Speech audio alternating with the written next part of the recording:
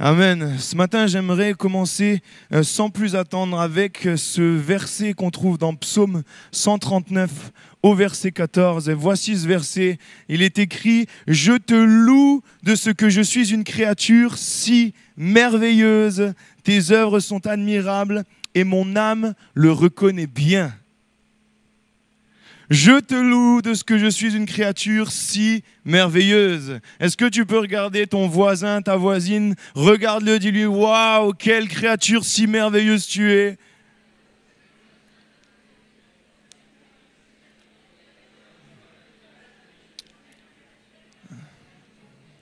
Ok les amis, j'ai pas dit de draguer la personne à côté de toi. Il y en a qui se font des câlins. Oh, mollo, mollo. Ok, alors qu'on se dit ça, on rit, on rigole, c'est bon de dire des compliments à notre voisin, ça fait du bien, on est d'accord. Mais mes amis, malheureusement, alors qu'on dit ça, pour certains, le fait d'entendre ça, ça crée des blessures qui ressortent. Pour certains, le fait d'entendre ça, ça fait mal. Pour certains, le fait d'entendre « tu es une créature si merveilleuse », ça fait mal. Pourquoi? Parce qu'il y a un tas de blessures qu'on a pu vivre dans notre vie qui font qu'on n'y croit pas. Et ce matin, j'aimerais vraiment parler de ça. Le titre de mon message, c'est « Vaincre le manque de confiance en soi ». Vaincre le manque de confiance en soi. Alors que tu dis à ton voisin, tu es une créature si merveilleuse, peut-être que la personne à côté de toi a vécu un tas de blessures qui font qu'en réalité, on n'y croit pas du tout. Qui font qu'en réalité, notre estime de soi a baissé. L'estime de soi, c'est le regard que l'on porte sur soi-même. C'est l'évaluation qu'on fait de sa propre valeur. L'estime de soi est influencée par la valorisation ou non d'autres personnes à notre égard. Ça, c'est l'estime de soi. En d'autres mots, ça veut dire que ce sont nos expériences qu'on va vivre durant notre vie, et principalement quand on est jeune, qui vont faire qu'on a une bonne estime de soi ou une estime de soi qui est faible. L'estime de soi, c'est ça. Et l'estime de soi va amener la confiance en soi. La confiance en soi, c'est le fait de croire en notre capacité. C'est le fait de croire qu'on a la capacité pour agir face à une situation. La confiance en soi, c'est constater qu'on a les ressources nécessaires pour affronter une situation. Est-ce que ce message te parle ce matin? J'aimerais encourager ce matin. Alors on peut avoir une estime de soi, soit qui est bonne, qui est saine, qui est pure, et je prie pour que ce matin on puisse vivre ça. Mais on peut avoir malheureusement une estime de soi trop haute. Et celui qui a une estime de soi trop haute, mes amis, c'est de l'orgueil. C'est de l'orgueil. Et je ne peux pas ne pas parler de l'estime de soi, je ne peux pas parler de l'estime de soi sans parler des dérives, sans parler de l'orgueil. Parce que mes amis, l'orgueil nous touche. L'orgueil, c'est un sentiment exagéré de sa propre valeur. C'est une estime excessive de soi-même qui nous amène à se mettre au-dessus des autres. L'orgueil, c'est l'amour déréglé de sa personne. C'est l'amour déréglé. Ça, c'est l'orgueil. On pense qu'on sait mieux que les autres, on pense mieux que les autres, on peut réussir mieux que les autres. C'est mettre en avant le moi. Tu sais ce que la Bible dit dans Jean 4 au verset 6 ? Dieu résiste aux orgueilleux, mais il fait grâce aux humbles. Amen. Oui, il est bon d'avoir confiance en soi et on va développer cela ensemble. Mais mes amis, la confiance en soi doit être juste et à un juste niveau, parce que sinon c'est de l'orgueil. Vous êtes d'accord avec moi ? Là, c'est pour la confiance, l'estime de soi qui est trop haute. Maintenant, celui qui a une estime de soi qui est juste et saine marche dans l'humilité. Peut-être que quand tu entends avoir confiance en soi, tu dis « Oula, non, c'est orgueilleux tout ça ». Non. Celui qui a une confiance en soi qui est juste et saine marche dans l'humilité. Et oui, il est bon d'avoir une bonne estime de soi, tout en marchant dans l'humilité. Et l'humilité, c'est un état d'esprit de quelqu'un qui a conscience de ses qualités en comprenant que c'est Dieu qui donne les qualités. C'est quelqu'un qui a également conscience de ses insuffisances, de ses faiblesses. Il sait qui il est vraiment à sa juste valeur. Ça, c'est quelqu'un d'humble. L'humilité, c'est reconnaître notre dépendance à Dieu. C'est comprendre qu'on a à chaque fois besoin de son soutien. Maintenant, celui qui a une mauvaise estime de soi et un manque de confiance en soi n'avance pas. Est-ce que c'est ton cas ce matin? Si nous voulons avancer avec Dieu, mes amis, nous devons apprendre à nous aimer comme Dieu veut que nous nous aimions. Il y a un verset qui dit « Aime ton prochain comme toi-même ». Comment veux-tu aimer ton prochain si tu ne t'aimes pas toi-même? Aime ton prochain comme toi-même. Il est bon de s'aimer à notre juste valeur. Et j'aimerais vraiment qu'on développe ça. Celui qui a une mauvaise estime de soi n'avance pas. Lorsqu'on a ce manque de confiance en soi, on ressent une difficulté à passer à l'action. Est-ce que tu as déjà ressenti ça? On a l'impression de ne pas être à la hauteur, de ne pas être capable, de ne pas être légitime, de ne pas avoir de valeur. L'impression de ne pas avoir de valeur. L'impression d'être nul. Et tout ça, ça crée une tristesse, ça crée de l'anxiété, de l'angoisse, et ça crée même certaines fois de la honte. On a envie de se cacher. On a envie de se faire tout petit. Mes amis, Dieu veut que nous ayons une bonne estime de soi, et j'aimerais qu'on puisse voir ça ensemble. J'aimerais pour ça qu'on étudie la vie de la personne qui a écrit ce verset qu'on a lu. « Je te loue de ce que je suis une créature si merveilleuse ». Est-ce que vous savez qui a écrit ce verset? C'est le roi David. Le roi David. Mais mes amis, le roi David, s'il a réussi à écrire ça, déjà c'est humblement qu'il a écrit ce verset. Mais s'il a écrit ça, comprenez bien que pourtant le contexte dans lequel il était ne favorisait pas ça. David, on connaît le roi David comme étant le grand roi. Le grand roi. On connaît David comme étant celui qui a battu Goliath, le géant Goliath. David l'a battu. Mais David, avant de faire ses exploits, n'était pas mis en avant. David, son entourage n'a pas investi sur lui. Son entourage n'a pas misé sur lui. J'aimerais qu'on voit cela ensemble. C'est dans 1 Samuel 16 au verset 4. À partir du verset 4, pour expliquer le contexte, Saül est le roi d'Israël, c'est le premier roi en Israël, c'est Dieu qui l'a choisi. Mais voilà qu'à un moment, Saül va désobéir à Dieu et Dieu va parler au prophète Samuel et il va lui dire d'aller à Bethléem voir Isaïe. Isaïe, ne pas confondre avec le prophète Ésaïe. Isaïe, c'est le père de David. Et Dieu va dire à Samuel, va voir Isaïe parce que parmi ses fils, j'en ai choisi un pour qu'il soit roi. Et on lit ça au verset 4. Samuel, fit ce que l'Éternel avait dit et il alla à Bethléem. Les anciens de la ville accoururent effrayés au-devant de lui et dirent « Ton arrivée annonce-t-elle quelque chose d'heureux ?» Il répondit « Oui, je viens offrir un sacrifice à l'Éternel. Sanctifiez-vous et venez avec moi au sacrifice. » Il fit aussi sanctifier Isaïe et ses fils et il les invita au sacrifice. Lorsqu'ils entrèrent, il se dit en voyant Eliab, ça c'est Samuel, en voyant Eliab, certainement loin de l'Éternel est ici devant lui. Et l'Éternel dit à Samuel, ne prends point garde à son apparence et à la hauteur de sa taille, car je l'ai rejeté. L'Éternel ne considère pas ce que l'homme considère. L'homme regarde à ce qui frappe les yeux, mais l'Éternel regarde au cœur. Verset 8, Isaïe appela Abinadab. Eliab, c'était l'aîné. Abinadab, c'était le deuxième. Il le fit passer devant Samuel. Et Samuel dit, l'Éternel n'a pas non plus choisi celui-ci.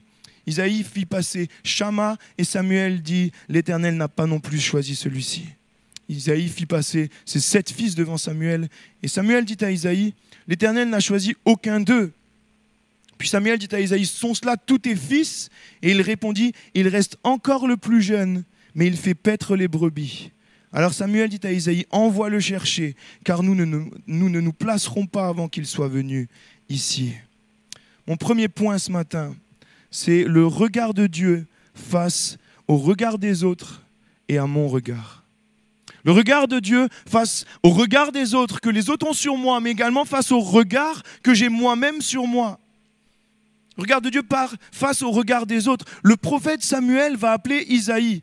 Et il vient pour un sacrifice. C'est un événement beau, c'est un événement où on se rassemble, où on vient faire un sacrifice à Dieu. Et Samuel va demander aux habitants de Bethléem de venir de venir se sanctifier pour se préparer pour le sacrifice. Et voilà qu'il va dire également à Isaïe, à ses fils de venir. Isaïe, le père, va venir, mais il va prendre seulement 7 fils. Il va laisser David. Il va prendre seulement ses 7 fils en oubliant David. La Bible nous dit après que David était en train de garder le troupeau dans les pâturages. On peut peut-être imaginer que le pâturage était loin, on peut peut-être imaginer un tas de raisons, mais le résultat, c'est que le prophète est là pour quelque chose. Et Isaïe ne réunit pas tous ses enfants. Mes amis, je crois que David, à ce moment-là, s'est senti rejeté. Je crois qu'à ce moment-là, David ne s'est pas forcément senti être pleinement fils, comme ses frères. Ça, c'est pour Isaïe, pour le père, mais également pour Samuel, le prophète. Samuel voit entrer le premier, l'aîné, Eliab. Eliab était grand, Eliab était fort. Eliab, c'était la personne, quand tu le vois rentrer dans la salle, tu dis, punaise, le gars de ouf. Lui, il est taillé comme un roi. Ça, c'est ce que naturellement, humainement, on peut se dire. Et c'est le prophète Samuel qui va également se dire ça. Mais Dieu va lui dire, mais toi, tu regardes à l'apparence, moi, je regarde au cœur. David avait peut-être un complexe d'infériorité devant ses frères. La Bible ne nous dit pas si David a manqué d'amour ou pas, et je ne veux pas qu'on commence à imaginer certaines choses, mais il y a une réalité qui est là, que David a très probablement été blessé par le fait qu'il n'a pas été appelé. Et peut-être qu'à d'autres moments dans sa vie, il a été rejeté également. Mais tout ça pour dire que si David a réussi à écrire « Je suis une créature si merveilleuse », c'est parce que Dieu a opéré quelque chose dans sa vie. Amen. Peut-être que tu es blessé par les autres. Peut-être que tu t'y retrouves ce matin. Ce matin, j'aimerais vraiment nous encourager. Je ne veux pas qu'on se fasse mal, mais j'aimerais t'encourager. Peut-être que tu as été blessé par ton entourage, par ta famille. Peut-être que certains ont été brisés par des mots des parents, des mots de notre entourage, des mots de notre mari, des mots de notre femme. Peut-être que ce matin, tu es brisé, tu as un problème d'estime de toi, estime de soi, parce que tu as été brisé. Peut-être que ce matin, tu manques de confiance en toi parce que tu as été brisé par tes amis. Peut-être que tu as été rejeté, que ce soit à l'école. Mes amis, c'est tellement dur quand on est enfant. C'est tellement dur, et plus la société avance, plus on avance dans le temps, plus c'est compliqué d'être un enfant.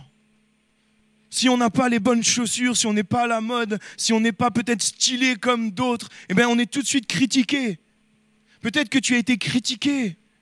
Peut-être que tu as été blessé par tes amis parce que tu es différent, parce que tu n'es pas à la mode. Peut-être parce que tu n'as pas les mêmes moyens financiers que les autres. Là, je parle pour toi, peut-être que ce matin, tu as 50, 60 ans, mais c'est une blessure qui date, qui n'est pas refermée. Peut-être que tu as été blessé par tes profs ce matin.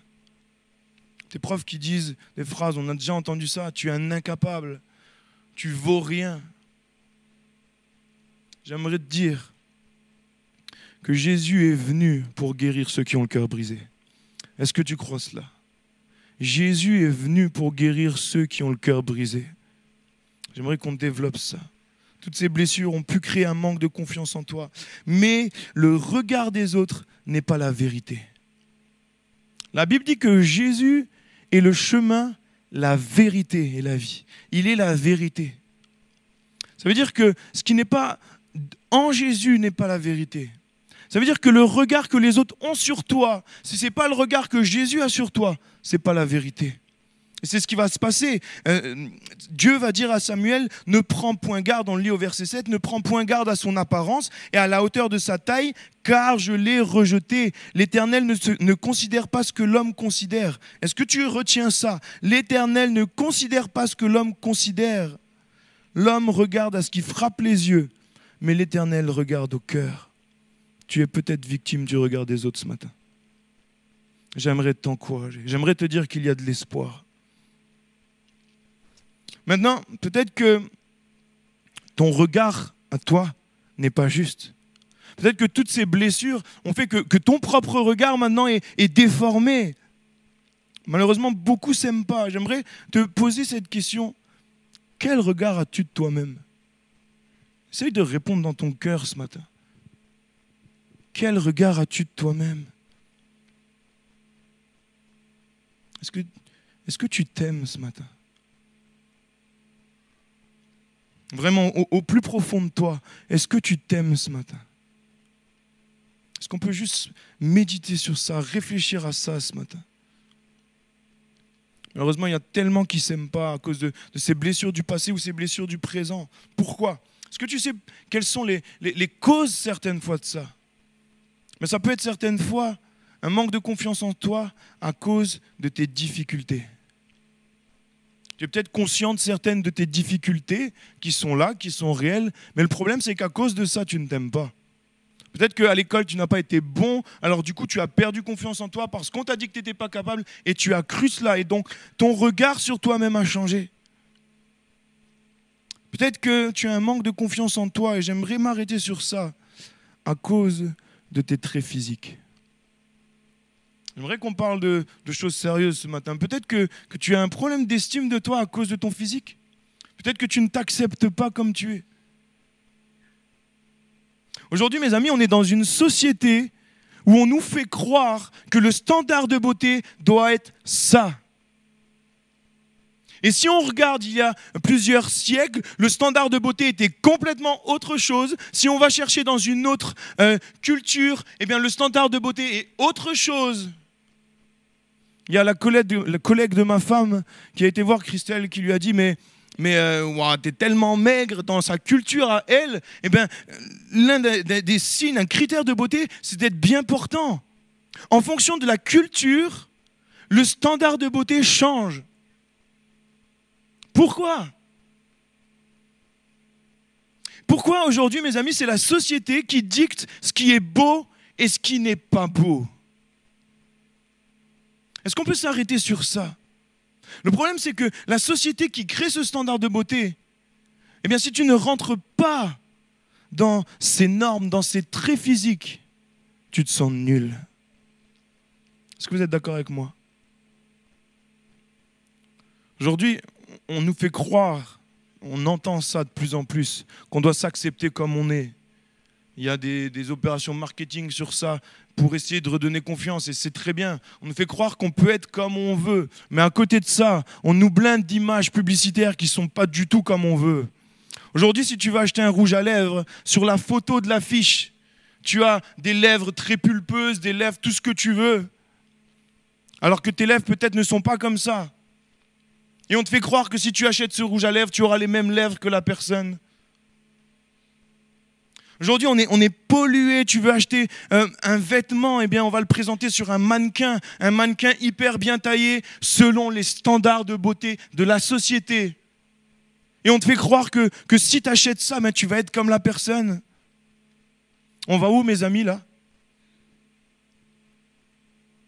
Aujourd'hui, ce qui est appelé beau est inspiré par la société. J'aimerais qu'on comprenne que ce qui fait qu'on ne s'accepte pas physiquement, ce n'est pas notre propre regard à la base.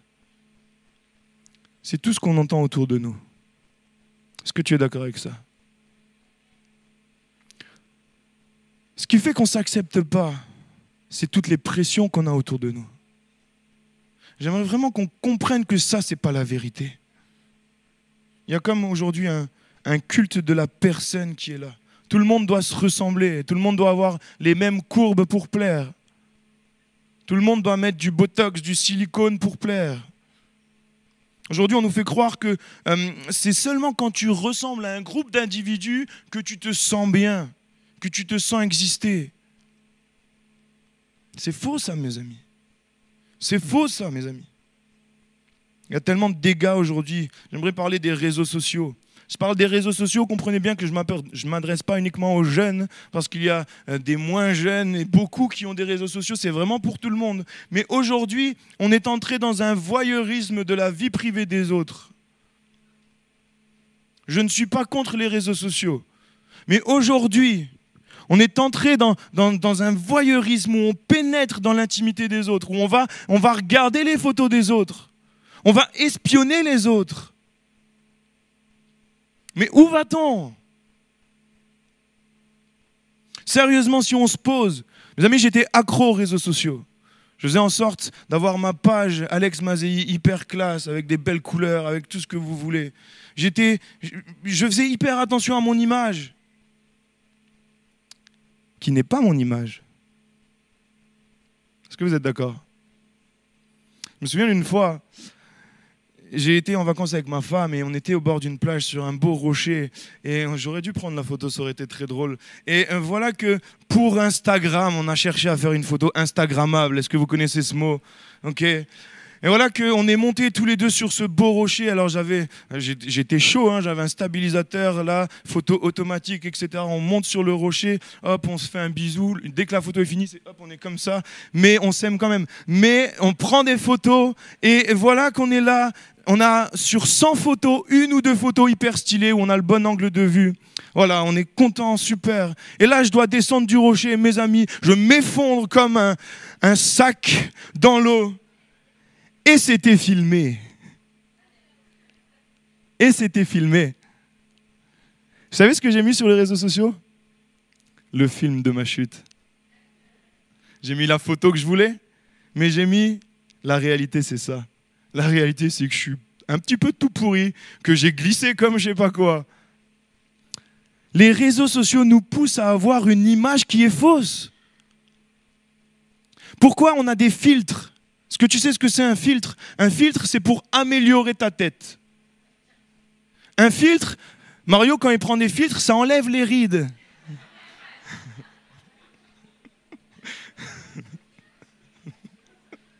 Pourquoi on utilise des filtres? On essaye de donner une image de nous-mêmes qui n'est pas la réalité. Mes amis, attention à cela. Parce qu'en réalité, souvent, si on fait ça, et même tout le temps, si on fait ça, c'est pour plaire aux autres. Et en réalité, c'est pourquoi? C'est pour combler un manque de confiance en nous, pour se sentir exister. Waouh, j'ai eu plein de j'aime aujourd'hui sur ma photo, j'ai eu des commentaires. C'est pour se sentir exister au travers du nombre de personnes qui nous suivent sur notre page. Est-ce que c'est la réalité, ça? Pourquoi on cherche à avoir cette approbation des autres pour notre vie? Pourquoi? Aujourd'hui, on essaye de se convaincre qu'on est quelqu'un de bien par l'image qu'on veut donner. Vous comprenez bien, je ne dis pas qu'on doit tout arrêter, je ne dis pas que tout est mauvais, je ne dis pas que tu dois arrêter les réseaux sociaux ou quoi que ce soit, je ne dis pas ça. Mais soyons équilibrés. Tu peux partager des souvenirs, tu peux partager des choses, bien sûr, mais soyons équilibrés. Si tu es dans le partage, c'est bien. Si tu es dans l'orgueil, c'est moins bien. Est-ce qu'on est d'accord? J'aimerais faire encore une dernière parenthèse par rapport aux réseaux sociaux. Qu'est-ce que tu publies sur les réseaux sociaux? Est-ce que tu publies quand tu as une tenue, je dirais le dimanche soir au bord d'un canapé avec un gros plaid et vraiment les gens n'ont même pas envie d'aimer ta photo? Ou est-ce que tu publies quand tu es en bikini? Est-ce que tu publies des photos quand tu es bien apprêté, où tes formes sont mises en valeur? Mes amis, vous savez qu'on peut être une occasion de chute pour les autres? Je ne dis pas qu'on est responsable des péchés des autres. Ce n'est pas ce que je dis, pas du tout. Pas du tout. Mais par contre, on peut être une occasion de chute parce que si tu publies une photo de toi en maillot de bain et que tu sais qu'il y a tant de personnes qui vont aller voir, qui sait que la personne ne va pas te convoiter? Est-ce qu'on peut parler des choses sérieuses ce matin? Attention à ce qu'on publie sur les réseaux sociaux. Attention à ce qu'on fait. Attention à l'image qu'on essaye de donner. Peut-être que tu as un manque de confiance en toi à cause de ton physique. J'aimerais te dire qu'en réalité, ton physique est parfait. Mon ami, ton physique est parfait. Tu es une merveilleuse créature, à l'intérieur, physiquement également. La société veut te faire croire le contraire. La société veut te faire croire le contraire. Est-ce qu'on peut comprendre cela? J'ai noté qu'on peut avoir un manque de confiance en soi à cause de nos erreurs du passé, peut-être à cause de péchés qu'on a commis. On a fait des choses horribles et du coup on a perdu confiance en soi. J'aimerais te dire ce verset qu'on connaît dans 2 Corinthiens 5 au verset 17. Si quelqu'un est en Christ, est-ce qu'on peut le dire ensemble? Il est une nouvelle créature. Les choses anciennes sont passées, voici, toutes choses sont devenues nouvelles. Ton passé ne détermine pas qui tu es aujourd'hui. Si tu es passé par une repentance où tu as reconnu tes erreurs, pourquoi alors se culpabiliser et perdre encore confiance en soi aujourd'hui? Ton passé ne détermine pas qui tu es. J'aimerais prendre un exemple. Il y a tellement de raisons qui nous amènent à ne pas avoir confiance en nous. Tellement de raisons qui nous font croire qu'on n'a pas de valeur. J'aimerais te prendre cet exemple que sûrement tu connais. Ce billet sort de la banque, il est tout neuf, il est tout propre, il est tout beau. Quelle est sa valeur, mes amis? 10 €. On est d'accord? Ça ne vaut pas 9,50 €, ça vaut 10 €. On est d'accord? Ce billet, il est froissé. Peut-être que dans ta vie, tu as été froissé. Peut-être qu'on t'a froissé. Quelle est la valeur de ce billet? Si tu vas dans une épicerie, dans une boulangerie, où tu veux, combien tu peux acheter? Pour quel montant? Pour 10 €. Maintenant, imagine que dans ta vie, tu as été piétiné. Tu as été piétiné. Et tu es à terre. Quelle est la valeur de ce billet? 10 €. Et maintenant, et je ne vais pas aller trop loin, imagine que tu es déchiré. Je ne vais pas aller trop loin parce que je perds 10 €.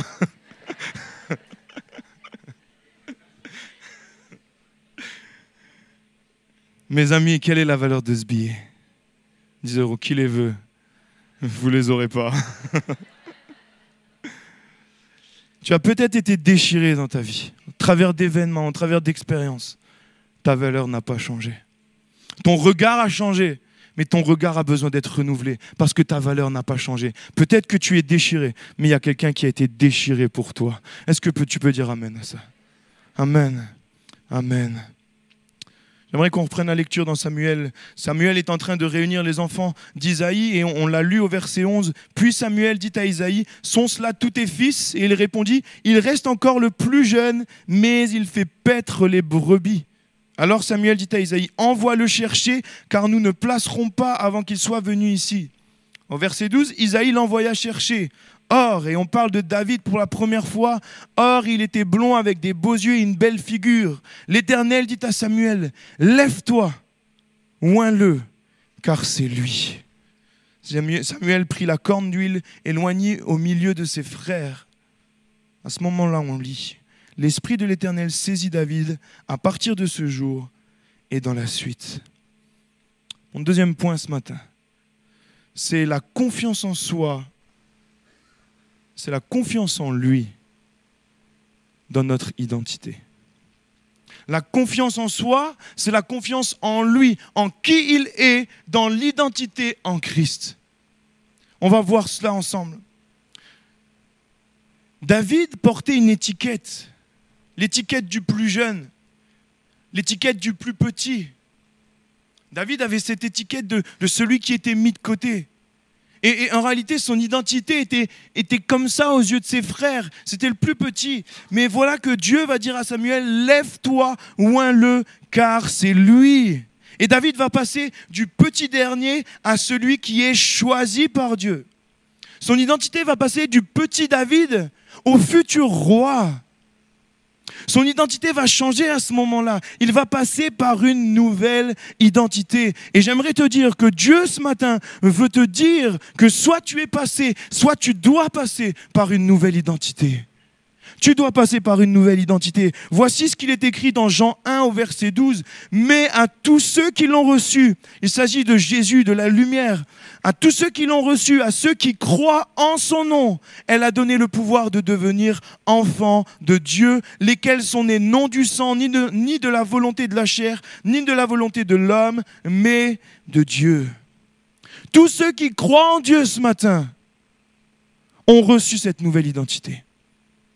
Pas simplement croire en Dieu le Créateur ou croire qu'il y a quelque chose, mais ceux qui croient que Jésus est venu pour nous réconcilier, Pourquoi? On l'a vu au travers de la Sainte Seine tout à l'heure, on l'a vu au travers de ce chant, rien que le sang de Jésus.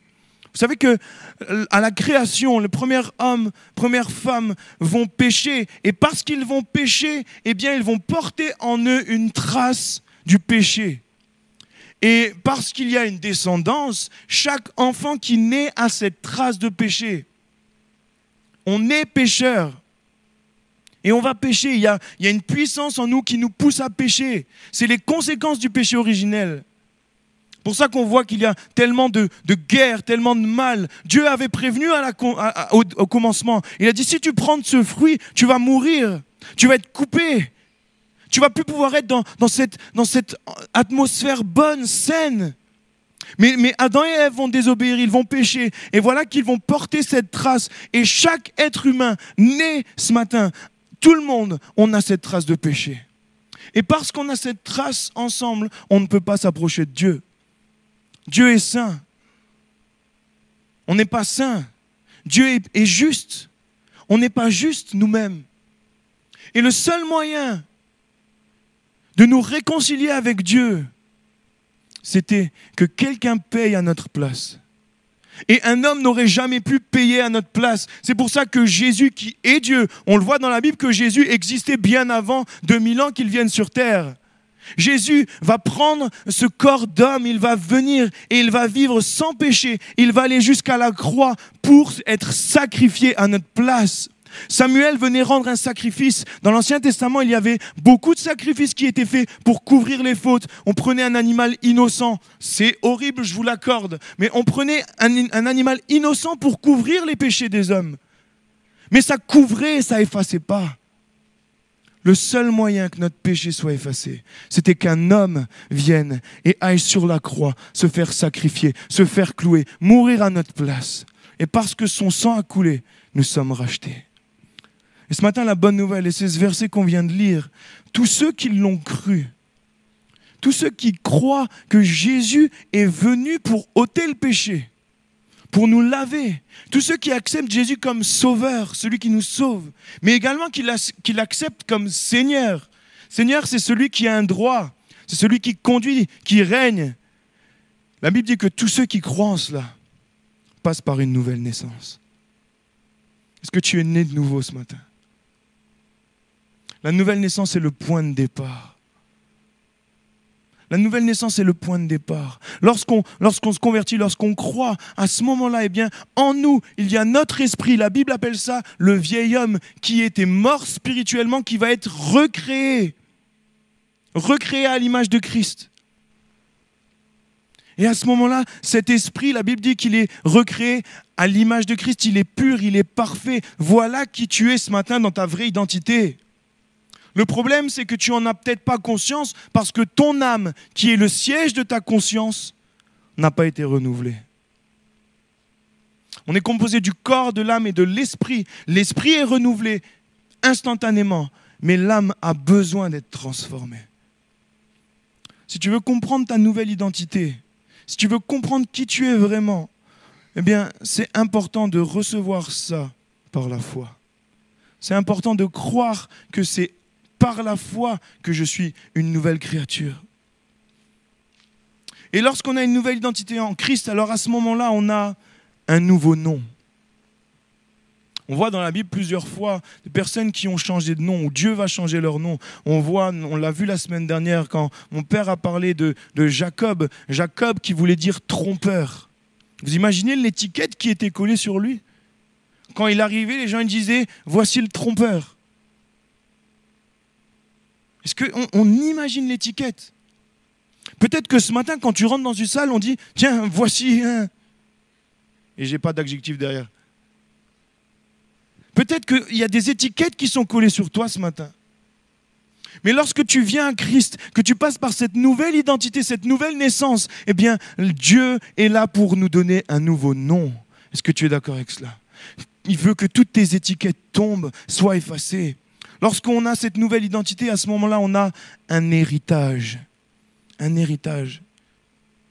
On l'a eu dans ce verset, on est appelé enfant de Dieu. Ça veut dire quoi? Vous savez que mon père Saverio, tout ce qu'il a, il veut me le donner. C'est pareil pour mon frère, c'est pareil pour ma sœur, c'est pareil pour ma mère. Tout ce que mon Père a, il veut nous le donner. Parce qu'il nous aime. Mais mes amis, Dieu c'est pareil en beaucoup plus grand. C'est notre Père. Est-ce que tu réalises ça? Tout ce que Dieu a, il veut nous le donner. Le problème, c'est qu'il nous le donne par la foi. En réalité, c'est à nous de venir chercher ce qu'il nous donne par la foi. Mais si on n'a pas la foi, on ne peut pas saisir. Pourquoi je parle de foi? Parce qu'il ne s'agit pas de réalité physique, rationnelle, il s'agit de réalité spirituelle. Comment veux-tu obtenir une guérison qui est spirituelle si tu ne la vois pas physiquement? C'est que par la foi. Est-ce qu'on est d'accord avec cela? Il faut avoir la foi pour saisir notre héritage. Et l'inverse de la foi, c'est l'incrédulité. L'incrédulité, c'est croire en tout sauf en la puissance de Dieu. Et des fois, on peut avoir un mélange de foi et un mélange d'incrédulité. Des fois, lorsqu'on entend le diagnostic du médecin, on commence à prendre peur, on commence à perdre confiance, on commence à baisser les bras. Et là, mes amis, il y a l'incrédulité qui commence à venir. Mais dans notre nouvelle identité, on a un héritage. J'ai noté que dans cette nouvelle identité, tu as également la possibilité de marcher par l'esprit. Et je ne vais pas développer cela, on a des enseignements sur ça. La marche par l'esprit, c'est l'inverse de la marche par la chair. La chair, c'est la puissance de péché en nous. La marche par l'esprit, c'est marcher comme Dieu veut qu'on marche. C'est porter du fruit de l'esprit qui est bon, qui est pur. J'ai noté que dans cette nouvelle identité, eh bien, il y a un appel pour nous. Dieu a un appel pour toi, Dieu veut t'utiliser. Et tout ça, c'est possible dans notre nouvelle identité. Est-ce que tu es d'accord avec moi? J'aimerais arriver à mon troisième point ce matin, troisième et dernier point rapidement. J'ai noté que la confiance en soi libère notre potentiel. La confiance en soi libère notre potentiel. Pour ça, j'aimerais qu'on lise un passage. Il s'agit encore de David, quelques temps après qu'il était oint pour roi. Voici que David va arriver sur un champ de bataille. Il y a Israël qui est en guerre contre les Philistins. Et il y a ce géant Goliath, on connaît l'histoire. Ce géant qui vient et qui commence à les narguer. Il dit, mais s'il y en a un qui est capable de venir me tuer, eh ben on vous sera tous soumis. Goliath mesurait environ 2,90 m. Il était plus grand que nous tous réunis. Je plaisante. Goliath était grand. Et voilà que Goliath critiquait le peuple de Dieu. Il critiquait Dieu lui-même. Et David va venir sur le champ de bataille et en entendant cela, il va commencer à avoir une colère qui est bonne, une colère qui vient de Dieu. Et il va vouloir venir s'attaquer à Goliath. Et on lit ensemble au verset 40, 1 Samuel 17, au verset 40. Voici ce qu'il est écrit. Il prit en main son bâton, choisit dans le torrent 5 pierres polies et les mit dans sa gibecière de berger et dans sa poche. Puis, sa fronde à la main, il s'avança contre le Philistin. Le Philistin s'approcha peu à peu de David et l'homme qui portait son bouclier marchait devant lui. Le Philistin regarda et lorsqu'il aperçut David, il le méprisa, ne voyant en lui qu'un enfant blond et d'une belle figure. Ça recommence. Ça recommence. David est là, il a cette confiance en Dieu, il va venir. Mais lorsque le géant en face de lui le voit, il commence à lui dire, mais pourquoi vous m'envoyez un enfant? Regarde les autres encore une fois. On lit au verset 45, David dit aux Philistins, tu marches contre moi avec l'épée, la lance et le javelot, et moi je marche contre toi au nom de l'Éternel des armées, du Dieu de l'armée d'Israël que tu as insulté. On avance un peu plus loin, verset 48. Aussitôt que le Philistin se mit en mouvement pour marcher au-devant de David, David courut sur le champ de bataille à la rencontre du Philistin. Il mit la main dans sa gibecière, il prit une pierre et la lança avec sa fronde. Il frappa le Philistin au front et la pierre s'enfonça dans le front du Philistin qui tomba le visage contre terre. Est-ce que ce n'est pas glorieux ce qui vient de se passer?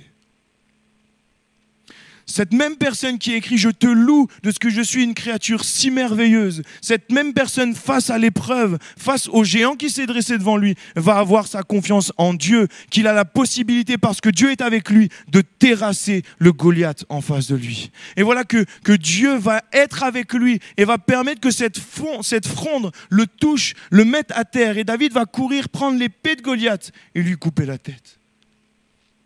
Penses-tu que si David s'était arrêté à la menace de Goliath, il aurait continué? Penses-tu que si David s'était arrêté sur Goliath qui disait mais c'est un enfant, c'est un jeune, qu'est-ce que tu veux? Pensez-vous que si David avait cru ça, il aurait eu la victoire? Non. Le manque de confiance serait venu.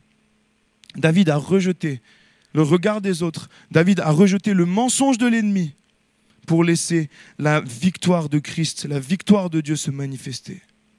Et j'en viens à mon point, la confiance en soi libère notre potentiel. Potentiel, c'est une capacité que nous avons en nous pour faire quelque chose, pour aller de l'avant. C'est une capacité qui est en nous, qui nous permet de produire quelque chose. Ça, c'est le potentiel. C'est une capacité que Dieu a mis en nous. Est-ce qu'on doit s'enorgueillir? Non. Si on a conscience qu'on est capable de faire quelque chose, mais qu'on sait que c'est le Créateur qui nous le donne, où est-ce qu'on va s'enorgueillir? Vous êtes d'accord avec moi? On doit veiller à cela, bien évidemment. Mais on peut être conscient de notre potentiel tout en étant humble. Et c'est ça que Dieu veut. Le potentiel, c'est la confiance en nos propres capacités que Dieu a mis en lui. Ça veut dire qu'en réalité, je n'ai pas confiance en moi, j'ai confiance en Dieu. J'ai confiance que Dieu a la victoire pour moi. J'ai confiance que Dieu, dans les situations que je vis, va m'amener au-delà du danger. Est-ce que dans ta situation, tu peux ce matin dire « J'ai confiance en Dieu qui va agir ». Dieu a mis en toi toutes ses ressources. J'aimerais prendre cet exemple. Est-ce que vous voyez bien ce matin? Il s'agit d'une graine. Il s'agit d'une graine. Okay, je ne sais pas c'est une graine de quel arbre, je l'ai trouvée tout à l'heure. Essayez de la planter si vous voulez. S'il y a un cactus, vous ne viendrez pas me voir. Les amis, je prends l'exemple de cette graine. Est-ce que tu sais que dans cette graine, il y a toutes les ressources nécessaires pour que ça devienne un arbre? Est-ce que tu sais que dans cette toute petite graine qui est aplatie, qui ne paye pas de mine, il y a toutes les ressources nécessaires pour que, lorsqu'elle est mise dans la bonne terre, ça devient un arbre, un bel arbre, grand, fort, qui peut abriter des oiseaux, des animaux, faire de l'ombre, etc., avec tout un tas de bénédictions grâce à cette graine. Ça, c'est le potentiel. Ça, c'est le potentiel. Maintenant, la graine ne peut pas dire de elle-même « c'est moi-même qui crée l'arbre ». Mais bien sûr que non. C'est parce que le Créateur a mis en elle les capacités. Vous êtes d'accord avec moi?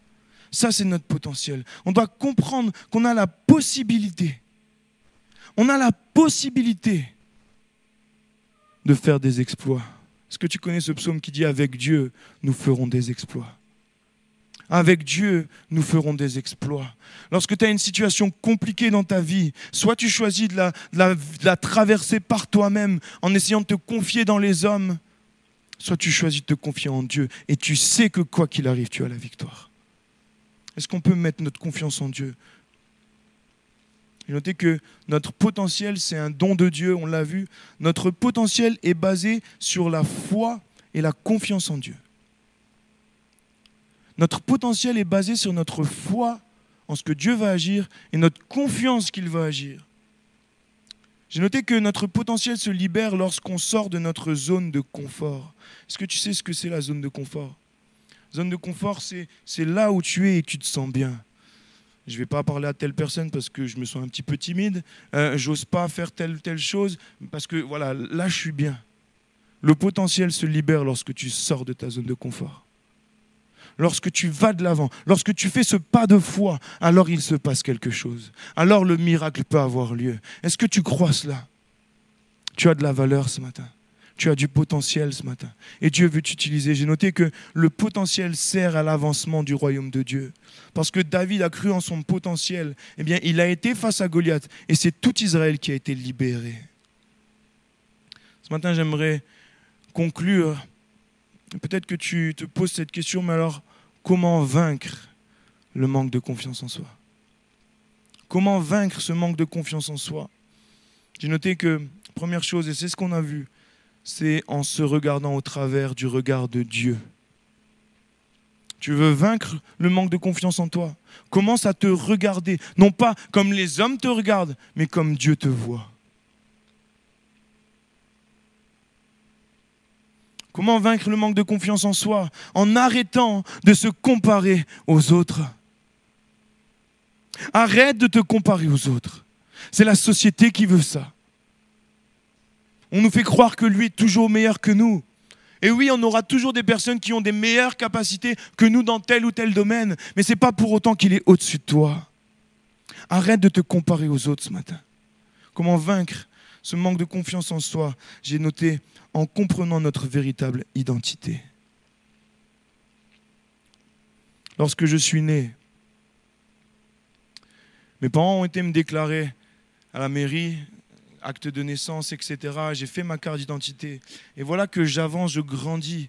Et ça, c'est mon identité avec tout ce que j'ai vécu. Ça, c'est mon identité avec mes faiblesses, avec mes difficultés. Et les gens me voient comme ça, mais je me vois également comme ça. Et je traîne un tas de boulets. Je traîne un tas de blessures. Ça, c'est l'ancienne identité. Mais j'ai noté que pour vaincre ce manque de confiance en soi, on doit comprendre notre véritable identité. Comment? En comprenant que cette identité, elle vient à la croix avec Jésus. Elle est là et je meurs avec Jésus. Je suis crucifié en Christ. Et à ce moment-là, eh bien, c'est une nouvelle identité qui est là. Une identité qui est plus grande, qui est plus glorieuse. Et avec Dieu, je peux faire des exploits. Est-ce que tu crois cela ce matin? Est-ce que tu crois cela ce matin? Passeport parce qu'on est citoyen du ciel. On est voyageurs sur cette terre. Notre espoir n'est pas en les choses de la terre. Je vais demander aux musiciens de s'approcher si vous voulez bien. Ce matin, j'aimerais juste qu'on repose cette question. Est-ce que tu t'aimes ce matin? Est-ce que tu t'aimes ce matin? Est-ce que tu peux peut-être pointer du doigt devant toi des blessures que tu as eues? Peut-être placer devant toi des blessures. La Bible dit, c'est Jésus qui va dire, je suis venu pour guérir ceux qui ont le cœur brisé. Je suis venu pour guérir ceux qui ont le cœur brisé. Est-ce que ce matin, tu crois que Jésus peut guérir ton cœur? Jésus qui est mort à la croix et ressuscité, il est vivant. Commence par croire cela et tu vas le voir agir. Amen. Jésus veut guérir ton cœur. Jésus veut te montrer que tu as de la valeur, même si tu es froissé. Jésus veut te montrer que tu as du potentiel en toi, tout le potentiel nécessaire pour faire des exploits. Tu as de la valeur ce matin. Est-ce que juste on peut, dans notre tête maintenant, dire ce verset, je te loue de ce que je suis une créature si merveilleuse. Est-ce qu'on peut fermer nos yeux ensemble pendant que les musiciens commencent? Est-ce que ce matin tu peux dire, faire cette prière à Dieu, mais je te loue, Père, de ce que je suis une créature si merveilleuse. Peut-être que je n'y crois pas encore. Peut-être qu'il y a encore un tas de souffrances qui font que j'y crois pas du tout. Mais Seigneur, parce que ta parole le dit, je veux croire que c'est la vérité. Et j'ai besoin que tu changes mon regard par rapport à cela. Et avec foi, je déclare, je te loue de ce que je suis une créature si merveilleuse.